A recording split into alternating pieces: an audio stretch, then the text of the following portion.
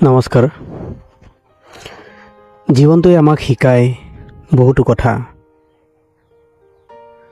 আপুনি কেতিয়াবা ভাবিছেনে আপোনাৰ সপোনবোৰ কিদৰে পূৰণ হ'ব পাৰে? আপোনাৰ সপোনবোৰ পূৰণ কৰিবলৈ আপোনাক কি কি মেটেৰিয়েলৰ প্ৰয়োজন হয়? টকা পইচা, সুখ আনন্দ, এটা সুচল ৰাস্তাৰ আপোনাক প্ৰয়োজন হয়? তেনে নহয়। সপোনৰ ৰাস্তা সদায় কঠিন হয়। ভগৱানে কেতিয়াও মানুহক সপোনৰ ৰাস্তা মৰহীন হ'বলৈ নিদিয়ে। আপুনি যদি এটা সুগম পথত আপুনি যদি খোজকাঢ়ি গৈ আছে আৰু আপুনি আপোনাৰ লক্ষ্য পূৰণ কৰিবলৈ গৈ আছে, তেনেহ'লে আপুনি ভুল হৈছে। তেতিয়া আপোনাৰ প্ৰকৃত সপোন হ'ব নোৱাৰে।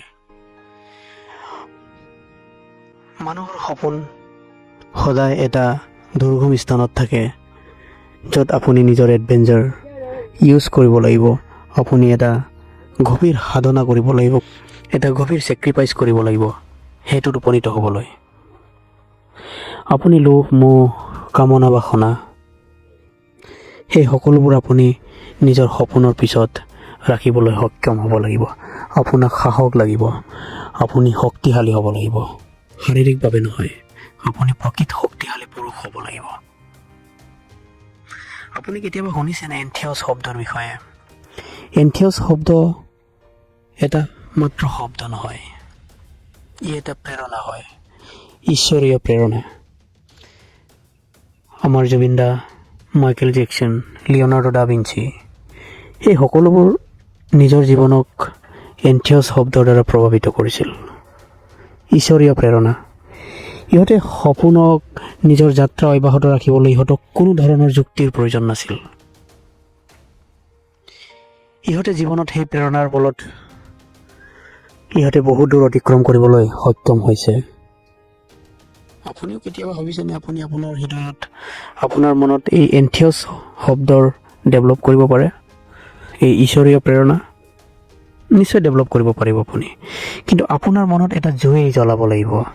সেই সপোনক প্ৰজ্বলিত কৰিবলৈ, সেই সপোনক জাগ্ৰত কৰিবলৈ আপোনাৰ মনত এটা জুই জ্বলিব লাগিব।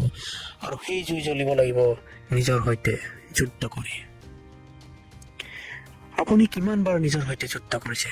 কিমানবাৰ আপুনি আপোনাৰ বিফলতাৰ পৰা উঠি পুনৰ যুদ্ধ কৰিবলৈ মন মেলিছে? আপুনি কিমানবাৰ নিজক ৰিয়েলাইজ কৰিছে? আপুনি কিমানবাৰ নিজক লৈ ৰিগ্ৰেট কৰিছে? আপুনি কিমানবাৰ পৰি গৈছে? আপুনি যদি সেইবিলাক বস্তু আপুনি যদি পাহৰি গৈছে জীৱনত, তেনেহ'লে আপুনি ইতিহাসৰ পৰা শিকিব নোৱাৰে। ইতিহাসৰ পৰা শিকিবলৈ হ'লেও আপোনাক সাহস লাগিব, আপোনাক শক্তি লাগিব। ইতিহাস মনত পেলাবলৈ আপোনাৰ মনত শক্তি থাকিব লাগিব। আপুনি দুৰ্বল হ'লে কেতিয়াও আপুনি ইতিহাস মনত পেলাব নোখোজিব। আপোনাৰ ব্যৰ্থতাৰ ইতিহাস। আপোনাৰ যদি সৎ সাহস আছে, তেনেহ'লে এইটো আপুনি বাৰে বাৰে পুনৰাবৃত্তি কৰিব আৰু আপুনি সেই ভুলক পুনৰ আপুনি নিজক প্ৰমাণ কৰিবলৈ উঠি পৰি লাগিব। মই সেই ভুল কেতিয়াও নকৰোঁ আৰু মই মোৰ সপোন পূৰণ কৰিব পাৰোঁ। আপুনি সেইবোৰ শক্তি জাগ্ৰত কৰিব পাৰে।